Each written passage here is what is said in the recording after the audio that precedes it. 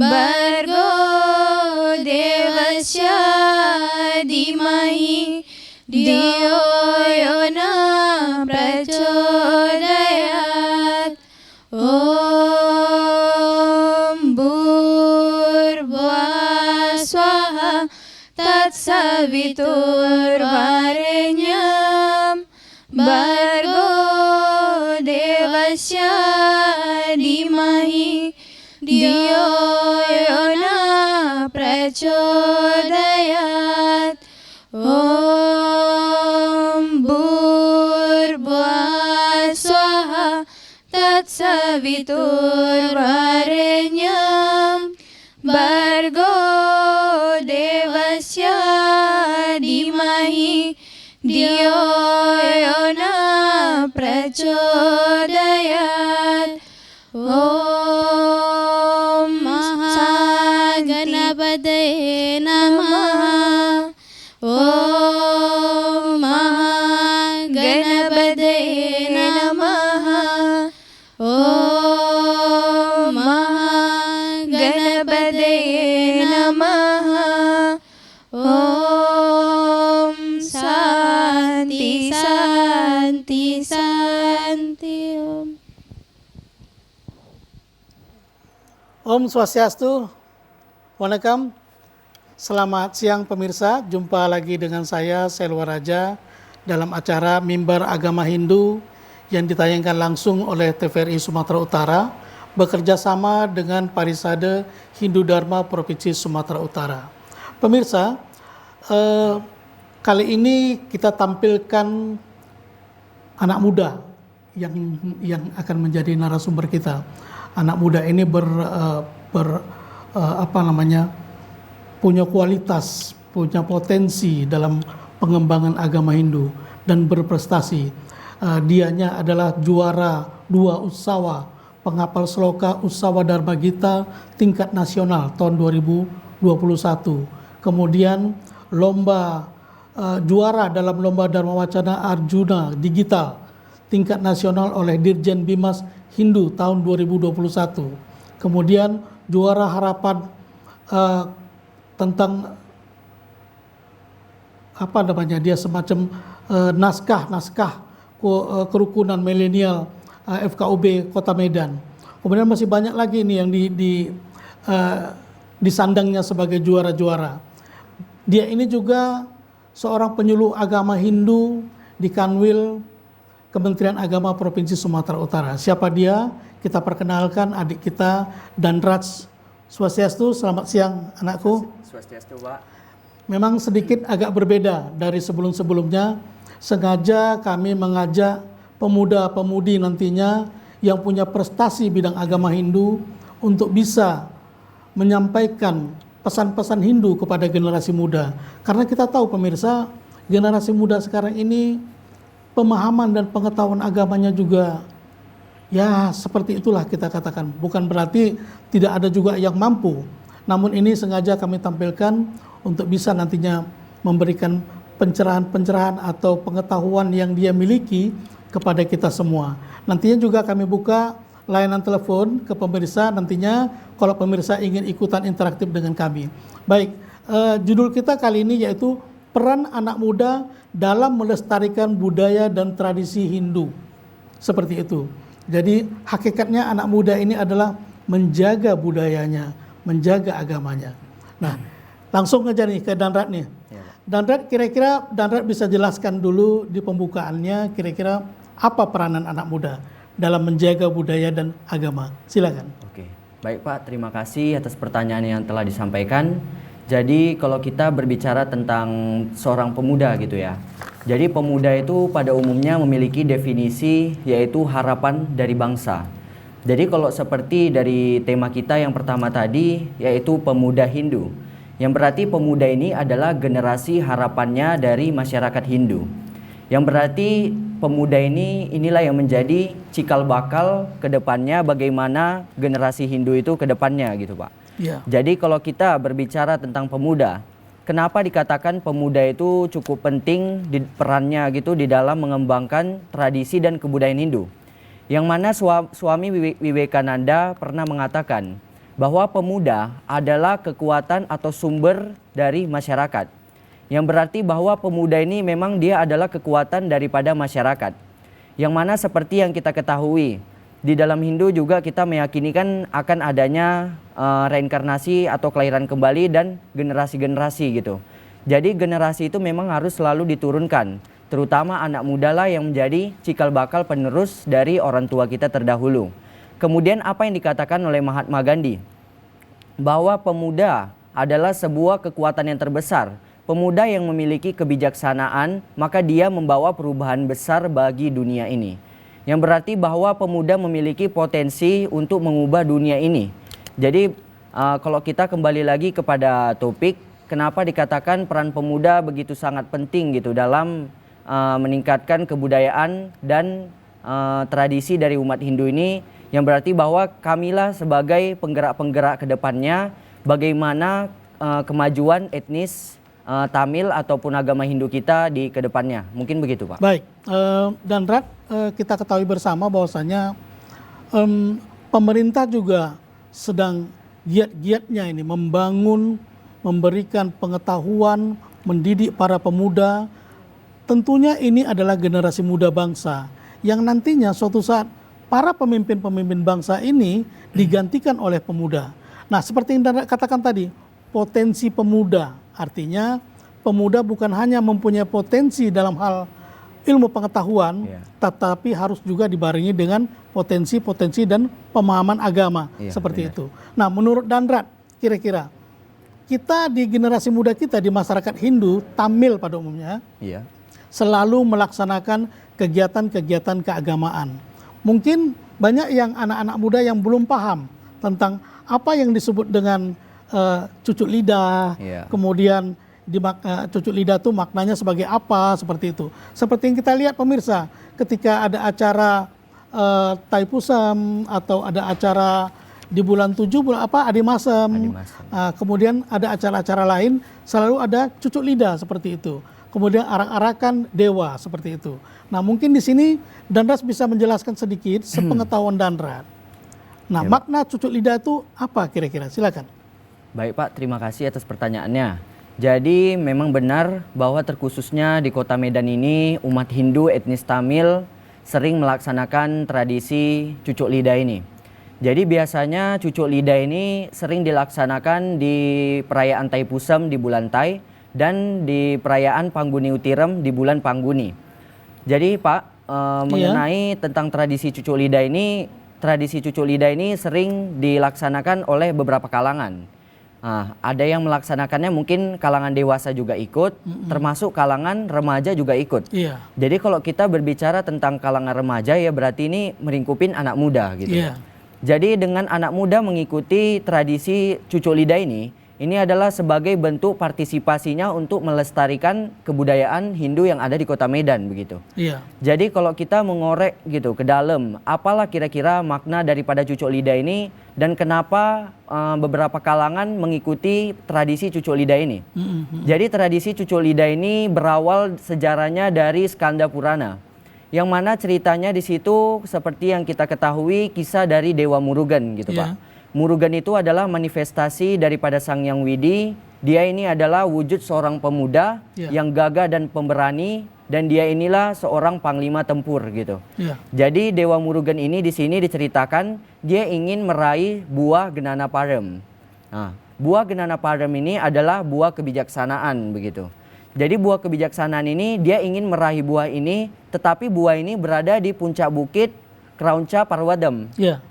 Ada sebuah bukit bernama Kraunca Parwadam ini. Bukit ini dikelilingi oleh penjaga-penjaga dari buah tersebut, kemudian dikelilingi oleh hutan yang amat rimba gitu. Kemudian Murugan menaiki Mail Wagananya dan mendatangi bukit tersebut. Tetapi karena mengingat bukit tersebut cukup tinggi dan curam begitu, disitulah Murugan bingung kira-kira apa yang harus dia lakukan untuk sampai kepada puncaknya. Disitulah kemudian Murugan mendapatkan ide, dia menggunakan kebijaksanaannya dan dia melemparkan tombak wilnya dan dia kemudian membuka jalan di pertengahan bukit tersebut sehingga dia bisa naik ke puncak sana. Nah, ketika Murugan ini sampai kepada puncaknya itu, disinilah Murugan mendapatkan buah Gnana Parem itu. Yang berarti bahwa apa? Inti dari pesan dari Purana ini bahwa ketika kita memiliki niat, maka pasti kita bisa melaksanakannya. Jadi walaupun terlihat puncak itu terlihat begitu tinggi, puncak itu terlihat curam, tetapi memang kalau awalnya kita memiliki niat, maka pasti hal yang kita tuju itu pasti akan tercapai begitu. Iya. Tapi harus dibarengin dengan usaha. Dengan usaha dan niat pasti akan tercapai. Dan tidak lupa juga dengan halnya pengorbanan. Baik. Nah, Baik. jadi kalau kita berbicara tentang pengorbanan begitu Pak, contohnya lah ada seorang ayah yang ingin mencari nafkah. Dia mendapatkan uang, apa yang dikorbankannya? Waktu dan tenaga. Jadi setiap apapun yang kita raih di dunia ini, semuanya harus ada pengorbanannya gitu. Jadi karena kisah dari Purana ini, disinilah umat Hindu, etnis Tamil khususnya, mengambil inti dari pesan ini dan kemudian membuatnya menjadi sebuah tradisi. Iya. Nah, disinilah tradisi cucuk lidah itu muncul, yang mana dengan kita menyucuk lidah gitu, ini adalah bentuk pengorbanan dan rasa bakti dari seseorang yang melaksanakan niat tersebut. Ya mungkin ada yang niatnya untuk membayar nazar. Nazar seperti contohnya, dia meniatkan agar orang tuanya sembuh dari sakit. Mungkin ada orang yang meniatkan istrinya sembuh dari sakit, nenek atau kakeknya sembuh dari sakit. Atau mungkin ada yang niat untuk kesuksesan. Misalnya saya ingin memasuk kampus ini, saya ingin mendapatkan pekerjaan ini, yang mana pekerjaan ini sudah diimpikannya, kemudian dia dapat. Nah disinilah dia membayarkan nazarnya, mungkin begitu Pak. Baik. Jadi kalau kita cerita tentang kebaktian ini masih satu sisi pandangan. Dan ada satu sisi lagi pandangan yang mengatakan bahwa kalau kita cucuk lidah itu adalah bentuk bentuk kita bertobat gitu dari kesalahan-kesalahan yang pernah kita lakukan melalui mulut kita. Seperti yang kita ketahui bahwa ada pepatah tentang mulutmu adalah harimaumu. Gara-gara mulut orang bisa sakit hati. Gara-gara mulut orang bisa bermusuhan. Gara-gara mulut orang bisa bergaduh.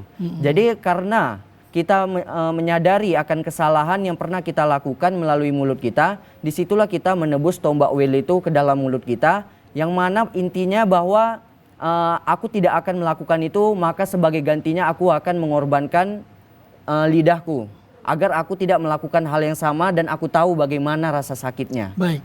Baik, Bapak potong sebentar dan. Iya ya Pak.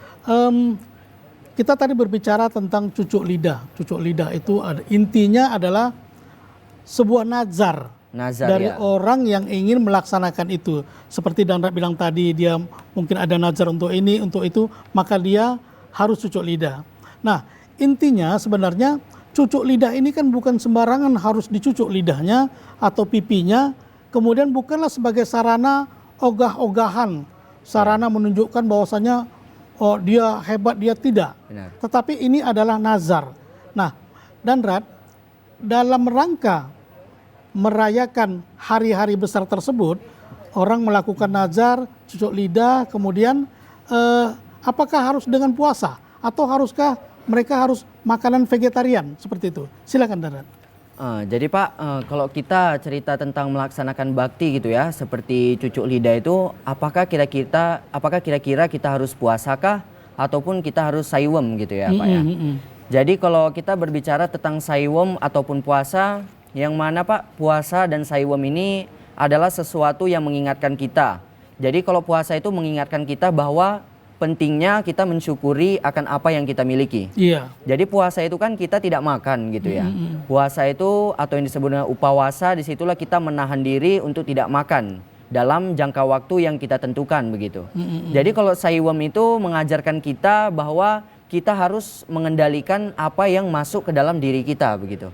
Jadi dengan kita menahan diri mengonsumsi daging yang berlebihan ataupun mengonsumsi hal-hal yang lain gitu, disitulah kita menahan diri kita agar ibaratnya pesannya itu kita menyeimbangkan apa yang kita konsumsi sehari-hari agar kemudian harinya tidak menimbulkan penyakit begitu.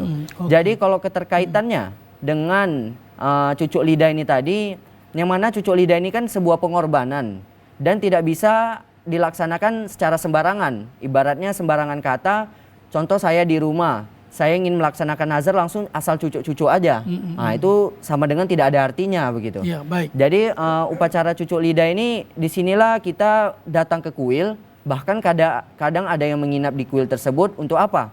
Untuk menjaga nafsu-nafsunya. Yang mana nafsunya itu kan ada banyak, entah mungkin nafsu terhadap makanan kah, nafsu terhadap lawan jenis, atau mungkin menahan perkataan-perkataan yang buruk begitu kan. Jadi dengan demikian disitulah baru kita melaksanakan nazar tersebut agar menjadi lancar begitu. Baik, dan kita istirahat sejenak. Oke Pak. Pemirsa, dalam acara ini juga diisi oleh kelompok Bajen, ibu-ibu atau adik-adik kita dari Sri Mariaman Kuil Deli Serdang di Helvetia di bawah pimpinan Bapak Dama. Pemirsa, mari sama-sama kita saksikan lagu-lagu rohani, lagu Bajen yang disampaikan oleh adik-adik kita. Mari kita saksikan.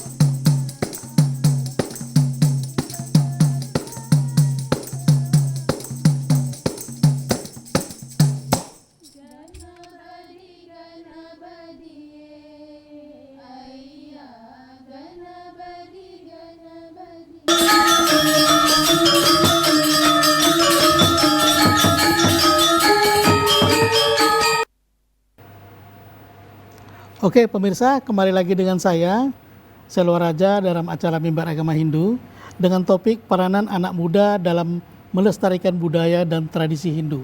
Pemirsa, kami buka layanan telepon ke 0811 6100 386 0811 6100 386. Ayo mari kita ikutan interaktif.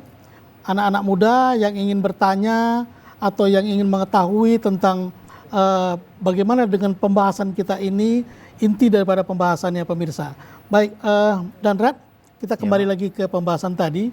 Setelah ini kan tentunya di dalam acara Taipusam itu ada orang mengangkat namanya Pal Kodam seperti itu. Pal Kodam itu kan yang dijunjung di atas kepala oleh kendi yang dia bisa nikel, dia bisa kuningan atau macam-macam. Nah isinya di dalam itu adalah susu.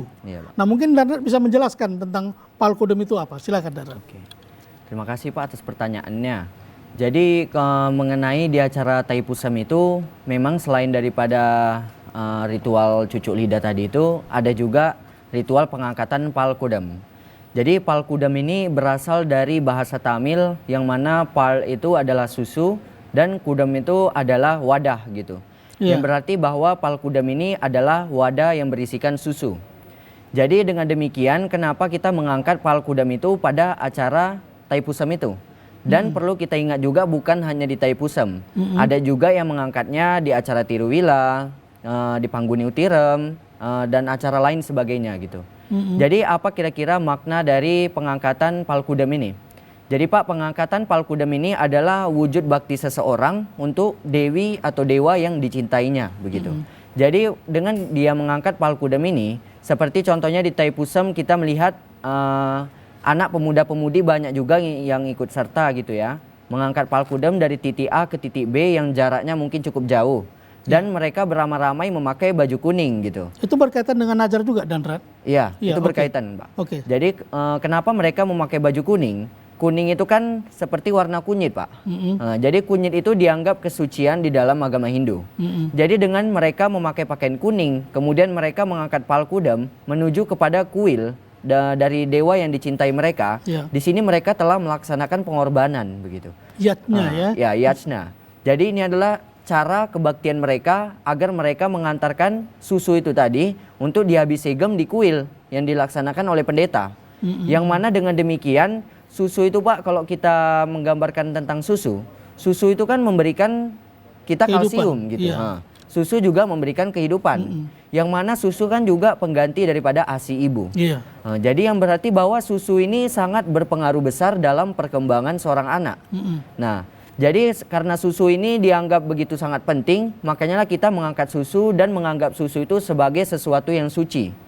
Maka dengan demikian, dengan kita menghabisegemnya untuk dewa atau dewi yang kita cintai, kita mendapatkan berkah atau kita meminta harapan bahwa semoga keluarga kita sejahtera, semoga kita mendapatkan hal-hal yang baik untuk di kehidupan kita. Mungkin begitu Pak. Baik, pemirsa kami masih menunggu telepon Anda ke 0811 6100 386 0811 6100 386. Berkaitan dengan ini, Pak. tentunya dalam kegiatan-kegiatan upacara persembahyangan, Pak. Setiap ada kegiatan-kegiatan itu ada beberapa kuil yang melaksanakan pengangkatan kargam seperti itu. Tentunya dia kan ada acaranya hari Minggu, di hari Jumat ada sakti kargam, kemudian di hari Minggu juga ada kargam seperti itu. Mungkin maknanya apa kira-kira kargam itu Danrat? Silakan. Ya, terima kasih Pak. Jadi kalau kita berbicara tentang kargam ini sering dilaksanakan orang ya, mungkin pada saat Citire Purnami mungkin ada ya di bulan Citire, dan ada juga yang melaksanakan terkadang di bulan Adi begitu. Jadi kalau kita melihat dari kargam ini Pak, kargam ini adalah manifestasi daripada Sang Hyang Widi dalam rupanya sebagai Dewi Parwati. Dalam hal ini kita meyakini Dewi Mariaman gitu. Jadi kalau kita melihat dari sejarahnya Pak, kargam itu berasal dari bahasa Tamil yang artinya adalah vas air begitu. Jadi kargam ini diangkat dan diarah oleh masyarakat. Alasannya kenapa? Karena pada saat itu di kota Pudukkottai di situ sedang dilanda sebuah bencana panas yang berkepanjangan dan kekeringan begitu. Jadi karena bencana panas kemudian virus, wabah menyebar di mana-mana di perdesaan mereka, disitulah masyarakat berbondong-bondong untuk memuja bakti ke Dewi Mariaman. Mariaman ini berasal dari dua kata, Mari dan Amen. Mari adalah hujan dan Amen adalah ibu. Yang berarti bahwa ini adalah Dewi Hujan. Seperti yang kita ketahui kalau kita melihat tentang hujan. Hujan itu adalah air gitu. Jadi air melambangkan sejuk, air melambangkan kesejahteraan. Jadi dengan mereka berdoa kepada Dewi Mariaman, mereka mengharapkan kesejahteraan dan terhindar dari penyakit-penyakit. Nah disinilah masyarakat kemudian berbondong-bondong untuk mengangkat karegem dan mengaraknya mengelilingi desa. Jadi mereka mengangkat karegem Pak, mengelilingi desa dengan berharap satu desa itu dipenuhi dengan karunia dari Dewi Mariaman. Kemudian mereka ada mempercikan air dari wepele begitu ya, mengelilingi desa untuk menghilangkan wabah dan virus. Dan kemudian mereka juga memercikan air kunyit di sekeliling desa. Jadi kalau pada saat itu setelah mereka melaksanakan hal tersebut, semua wabah dan kekeringan di kota tersebut menjadi hilang. Artinya memohon berkah juga lah Ya, dari artinya Dewi memohon Sri berkah. Mariaman ya. Ya. Jadi Pak, kalau kita melihat wujud daripada karegem itu, seperti yang saya katakan tadi bahwa karegem adalah manifestasi daripada Parwadi. Parwadi atau istri daripada Dewa Siwa. Jadi ada sebuah lagu di dalam Tamil yang mengatakan Kallai mattum kandal kadavul theriyadu, kadavul mattum kanda kallad theriyadu. Yang artinya apa Pak? Kalau kita menganggap sebuah batu hanya sebuah batu, maka batu itu akan selamanya menjadi batu. Tapi kalau kita menganggap sebuah batu adalah manifestasi daripada Tuhan, maka sebuah batu pun adalah perwujudan daripada Tuhan. Jadi di sini kita bercerita tentang keyakinan, Pak. Jadi kalau kita mengangkat karegem itu sama mungkin kita seperti mengangkat Drobadiamen, mengangkat tandu daripada Amen. Kalau tandu itu kan bisa diangkat oleh 4 orang. Nah kalau ini 1 orang aja pun bisa mengangkatnya begitu. Jadi dengan dia mengangkat Mariaman di atas kepalanya, sama saja dia dengan melayani ibu tersebut untuk memberikan berkat untuk sekeliling kampung tersebut. Nah jadi banyak tradisi karegem ini dilaksanakan oleh anak muda juga.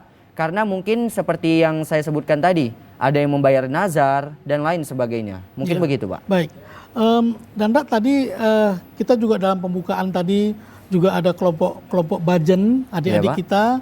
Nah dalam kegiatan persembahyangan di kuil kan gitu, tentunya juga ada kidung-kidung rohani yang dinyanyikan oleh anak-anak atau adik-adik kita dari kelompok bajen atau dari kuil itu sendiri. Nah maknanya daripada lagu-lagu bajen atau kidung-kidung suci tadi, kira-kira maknanya untuk apa Danrat? Silakan.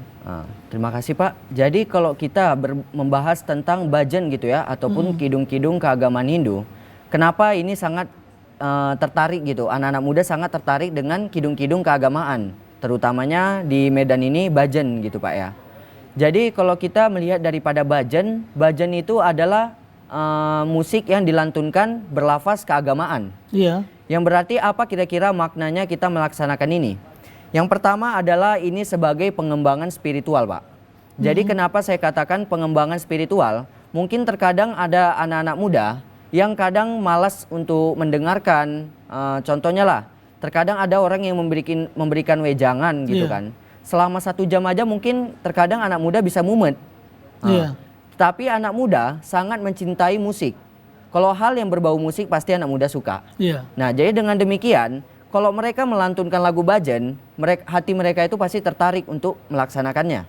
Dengan demikian, lirik-lirik dari bajen itu pun bisa mereka resapi. Karena apa? Kalau kita mengingat perbandingan antara membaca puisi dengan menghafal lagu, otomatis pasti kita lebih menghafal lagu. Gak usah lah jauh-jauh kalau kita mungkin lagi entah golek kah di kamar, atau mungkin kita lagi duduk iseng.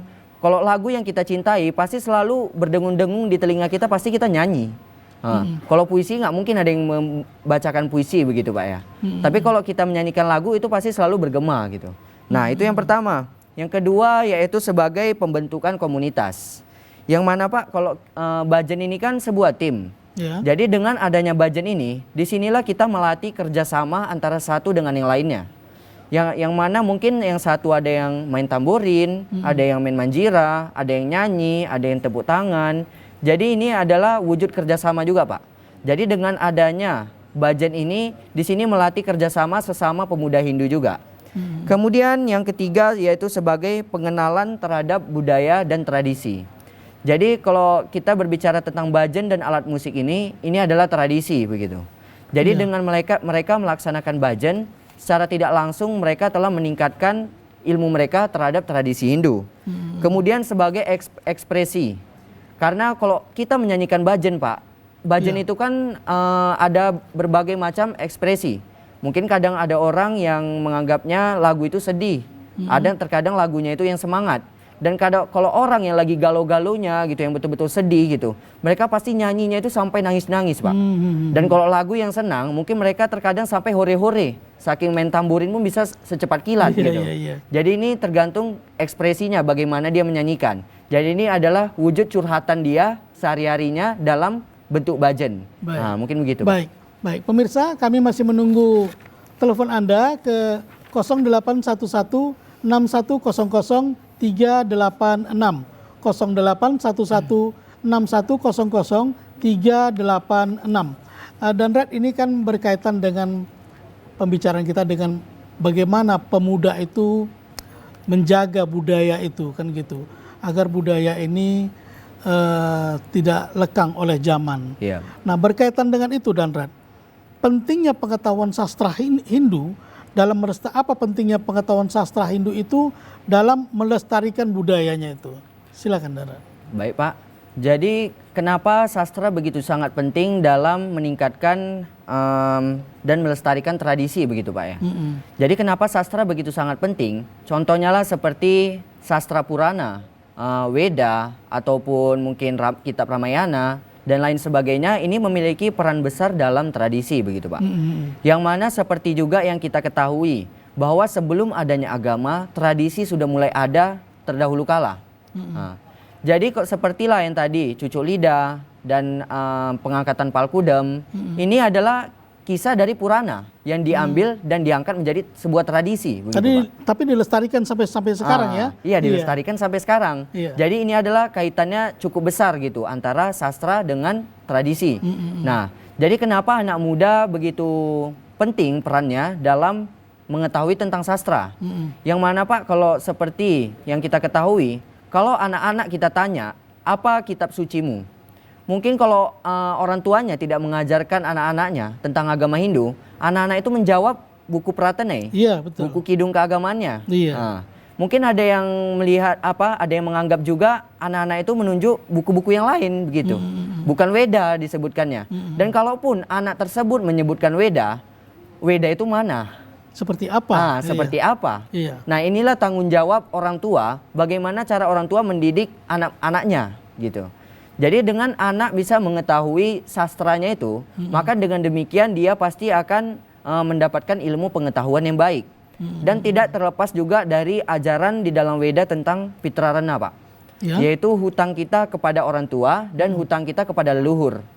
Yang mana Weda sangat menegaskan kita harus berbakti kepada leluhur dan orang tua. Jadi dengan demikian, bagaimana cara kita berbakti kepada leluhur? Seminimal mungkin adalah dengan cara kita melestarikan tradisi yang telah diturunkan dari leluhur kita.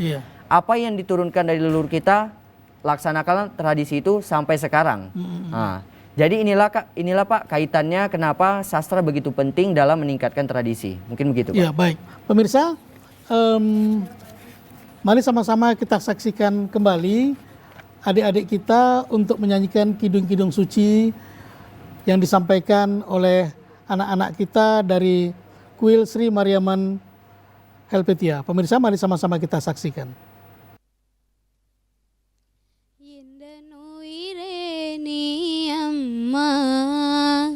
Yendan tunaye ni amma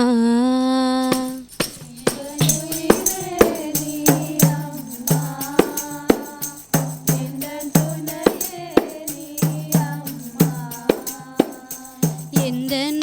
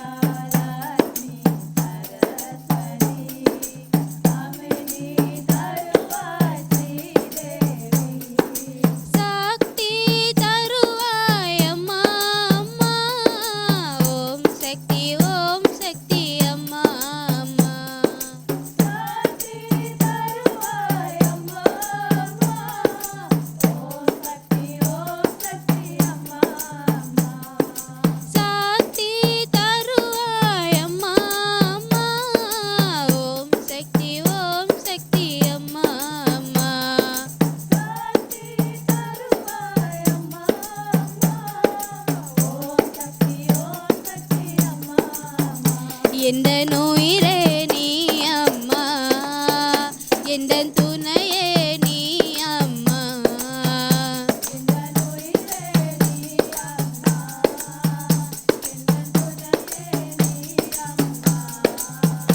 எந்தன் தாயும் நீ அம்மா எந்தன் சக்தியும் நீ அம்மா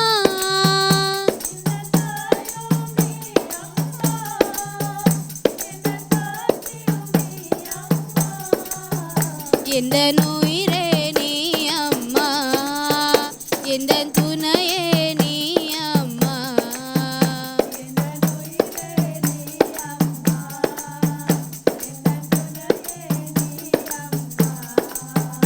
எந்தன் வாழ்க்கையில் பாதையிலே ஒளியே நீ அம்மா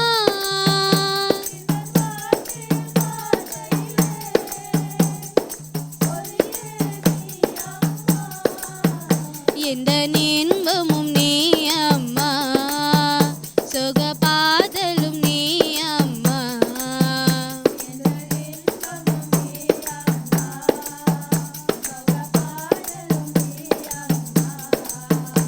அம்மா துர்கா லக்ஷ்மி சரஸ்வதி அமைதி தருள்வாய் ஸ்ரீதேவி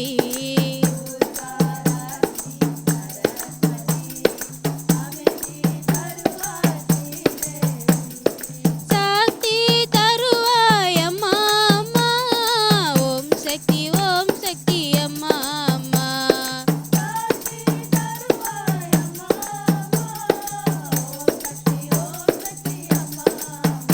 எந்தன் உயிரே நீ அம்மா எந்தன் துணையே நீ அம்மா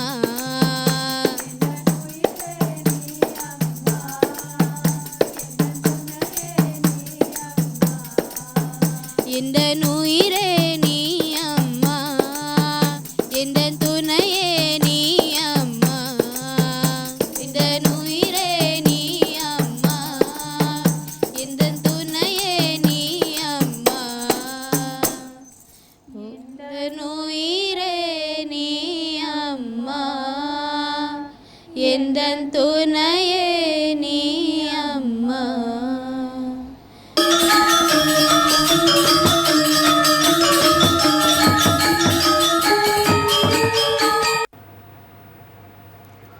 Swastiastu pemirsa, kembali lagi dengan saya Selwa Raja dalam acara Mimbar Agama Hindu dengan judul Peran Anak Muda dalam Melestarikan Budaya dan Tradisi Hindu. Pemirsa, kita ketahui bersama bahwasanya Danrat ini adalah pengurus pemuda kerukunan FKUB Kota Medan. Jadi Forum Kerukunan Umat Beragama. Nah, beliau ini adalah pemudanya dan lembaganya ada yang membidangi tentang kerukunan. Nah, Danrat ini kan berbicara tentang kerukunan. Iya, Pak. Artinya sering terjadi permasalahan di lapangan ini Iya. antar pemuda.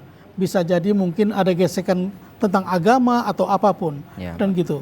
Nah, mungkin Danrat sebagai pemuda kerukunan perwakilan daripada Hindu.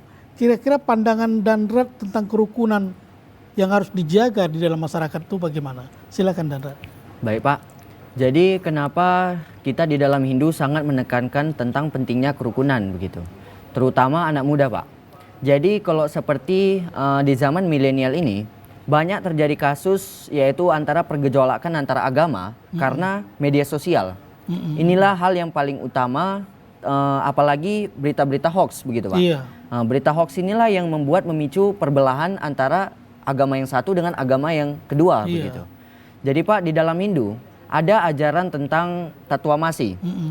Tatwamasi berasal daripada bahasa Sanskerta yang artinya adalah aku adalah kamu dan kamu adalah aku, begitu. Jadi dengan kita menelaah ajaran ini bahwa kita memandang bahwa semua manusia itu adalah sama. Kita memandangnya dari sosialnya dulu begitu. Kita sesama manusia, kita mendapatkan nafas oleh Tuhan, kemudian kita menjalani kehidupan. Dan kalau kita menjalani kehidupan, kita harus melaksanakan ajaran kebenaran. Dan tentu saja Pak, semua agama di dunia ini pasti melaksanakan ajaran kebenaran. Mau agama apapun itu pasti melaksanakan ajaran kebenaran, begitu ya. Jadi kemudian di Hindu juga ada ajaran tentang Vasudhaiva Kutumbakam. Yang berarti bahwa kita semua adalah bersaudara. Jadi bagaimana kita menelaah tentang ajaran Wasudewa Kutumbagam? Jadi contohnya Pak, kalau kita ingin menuju ke sebuah tempat, mungkin sebuah tempat itu yang ingin kita tuju kita bisa melalui dalam berbagai jalan. Iya. Ada yang jalan kanan, ada yang kiri, mungkin ada yang depan, Lurus, ada yang belakang begitu ya. Tapi tujuannya satu ya. Tetapi tujuannya tetap satu. Nah, kalau kita di dalam Hindu kan kita tujuannya Sangyang Widiwasa begitu. Nah, mungkin kalau di dalam agama lain begitu demikian begitu ya Pak ya. Intinya adalah kepada Tuhan yang Maha Kuasa. Intinya adalah kepada Tuhan yang Maha Kuasa. Iya. Yang berarti bahwa apa? Kita tidak perlu membicarakan tentang keburukan yang lain begitu. Yang mana kita harus fokus kepada kebenaran. Apa yang harus kita lakukan Pak? Kita harus lakukan praktik sedemikian rupa, contohnya bergotong royong. Contohnya ada rumah tetangga kita kah yang kebanjiran. Jangan karena perbedaan agama kita nggak menolong begitu. Jadi walaupun berbeda agama tapi pandanglah dalam sisi sosialnya. Dia adalah makhluk daripada Tuhan juga begitu. Jadi ada sebuah pepatah, sebelum kita bisa mengenal Tuhan, kita harus bisa mengenal ciptaannya dulu. Termasuk kita di dalam Hindu kita mengenal akan Atman, Brahman, Atman, Aikyam. Yang berarti Brahman dan Atman adalah satu adanya. Jadi kalau kita tidak bisa menyayangi sesama manusia, apa gunanya kita bisa menyayangi Tuhan begitu? Maka Tuhan pun tidak akan menyayangi kita. Karena kenapa? Kita tidak menyayangi ciptaannya. Makanya lah Hindu sangat menekankan terutama anak muda Pak. Yang sangat muda gitu kan, terprovokasi karena ada isu-isu yang nggak jelas gitu. Jadi sehingga inilah yang membawa hal-hal yang buruk dan memandang agama yang lain itu buruk begitu. Yang paling sering di sini yang Bapak lihat adalah di media sosial. Iya Pak. Paling sering terjadi gesekan-gesekan itu dan sering terjadi hasut menghasut seperti itu. Nah, menurut Danrat menyikapi dengan teknologi yang sekarang ini, media sosial ini, sebaiknya bagaimana pemuda itu agar tidak tergesek oleh hasutan-hasutan yang tidak bertanggung jawab? Silakan Danrat. Jadi Pak, bagaimana cara kita menelaah berita-berita yang baik begitu ya dari media sosial? Yaitu caranya dengan kita harus bijak dalam menggunakan sosial media. Iya. Yang mana kalau contohnya lah seperti mau itu Facebook kah, mau itu Instagram kah, mau itu TikTok begitu ya. Kalau ada yang lewat di beranda kita, yaitu contohnya ada pergejolakan antara A dengan yang B. Yang B melukain yang A. Jadi kita itu agama yang A, kemudian kita langsung hati kita panas ini. Karena kenapa? Saudara kita yang seiman terlukai gitu. Tapi pada dasarnya itu sebenarnya itu tidak terjadi begitu Pak. Iya. Jadi ada orang yang membuat berita Sengaja. sedemikian rupa untuk membuat manas ini. Karena di kota Medan ini kan kerukunannya cukup mantap begitu ya. Jadi kalau ada orang yang nggak suka, kemudian membuat isu-isu negatif, dan orang yang paham sosial medianya nggak begitu baik gitu, dan menelaah begitu saja, kemudian dia panas, dan dialah menjadi seorang provokator juga. Tapi intinya jangan ditanggapi seperti itu. Jangan ditanggapi. Hanya dilihat, tidak perlu di-share. Tidak perlu Itulah di-share. menjaga kerukunan. Kan begitu Danrat. Karena banyak orang yang nge-share hal-hal yang belum bisa dipertanggungjawabkan gitu Pak. Jadi kalau kita menerima sebuah informasi, telah dululah dari mana sumbernya, siapa yang mengatakan, itulah yang harus kita cari tahu terlebih dahulu sebelum kita menelannya begitu Pak. Mungkin demikian Pak. Iya baik. Pemirsa, kami masih mengajak Anda untuk ikutan interaktif dengan kami ke 0811 6100 386. 0811 6100 386. Danrat mungkin sedikit masih ada waktu. Bapak mau tanya tentang ini, tentang pentingnya anak-anak muda ini menjaga budaya dan agama Hindu dan menerapkannya dalam kehidupan bermasyarakat. Silakan Danrat. Jadi Pak, peran anak muda begitu sangat penting ya dalam penerapannya di masyarakat gitu, terutama tradisi dan kebudayaan. Jadi Pak, apa yang bisa dilakukan oleh seorang pemuda? Jadi yang pertama itu adalah pendidikan dan pelatihan. Contohnya lah ini, saya memiliki bakat nari, kemudian saya ingin mempelajari tarian Bharatanatyam. Bharatanatyam itu kan tarian klasik dalam kebudayaan Hindu Tamil Pak. Jadi kalau saya hanya ingin tetapi saya tidak pernah latihan, sama saja saya dengan omong kosong. Nah, kalau saya sudah ingin mempelajari tarian Bharatanatyam, otomatis saya harus latihan. Kemudian selanjutnya apa? Praktek. Banyak orang yang sudah latihan, banyak orang yang sudah niat tapi tidak berani untuk praktik di lapangan. Yang berarti bahwa dia hanya berani dalam kandang. Gitu, Iya, Pak. iya, iya. Jadi praktik ini sangat penting juga untuk dilaksanakan. Kalau dia memiliki bakat, dia memiliki niat, maka praktekkanlah di kuil kah atau mungkin di acara-acara lain gitu. Oke, baik. Kesimpulan Danrat, kira-kira tentang pembahasan kita ini tadi. Danrat bisa mengambil satu kesimpulan kira-kira bagaimana? Silakan. Jadi kesimpulannya Pak, kenapa peran anak muda begitu sangat penting dalam mengembangkan tradisi dan kebudayaan ini? Bahwa tradisi ini dan kebudayaan sangat penting untuk dikembangkan oleh pemuda. Seperti yang saya katakan di pertama, bahwa pemuda itu adalah generasi penerus bangsa. Yang berarti bahwa pemuda ini, terutama pemuda Hindu, adalah generasi bagaimana Hindu ke depannya. Jadi jangan ada pemuda yang buta akan ilmu. Ibarat katanya kalau kita melaksanakan sesuatu, gak berguna kita melaksanakan sesuatu kalau kita tidak mengetahui apa yang kita lakukan. Semuanya pasti akan menjadi sia-sia. Jadi sebelum kita melaksanakan sebuah tradisi, sebelum kita melaksanakan A, B, kita harus tahu bagaimana sejarahnya dan apa tujuan kita melaksanakan tradisi tersebut. Iya. Tidak ada guna kita melaksanakan sesuatu tapi kita hanya mengikuti dari nenek moyang, dari kakek moyang, tapi kita nggak tahu apa yang kita kerjakan. Apa manfaatnya, apa artinya seperti Iya, itu. benar Pak. Iya, baik. Jadi kita harus mengetahui dulu tujuan dari tradisi yang kita laksanakan tersebut. Jadi dengan demikian ada sebuah pepatah, our culture is our identity. Yang berarti bahwa kebudayaan kita adalah identitas kita. Jadi kalau kita sebagai umat Hindu, etnis Tamil, bahwa identitas kita itu adalah kebudayaan kita. Dengan kebudayaan kita dalam berpakaian, dalam tarian, musik, itulah yang menunjukkan bahwa kita itu adalah seorang Hindu etnis Tamil. Mungkin begitu Pak. Baik, pemirsa, kiranya sudah cukup luas kita membahas tentang budaya dan agama tadi pemirsa. Pembahasan tadi memang tak terasa waktu seperti itu. Tapi permohonan kami dan kami berharap kepada generasi muda agar bisa menjaga budaya dan agama ini supaya agama dan budaya ini tetap kokoh dan berkembang di masa-masa yang akan datang. Akhir kata saya Syalwaraja dan seluruh kerabat kerja TVRI yang bertugas mengucapkan terima kasih atas perhatian Anda.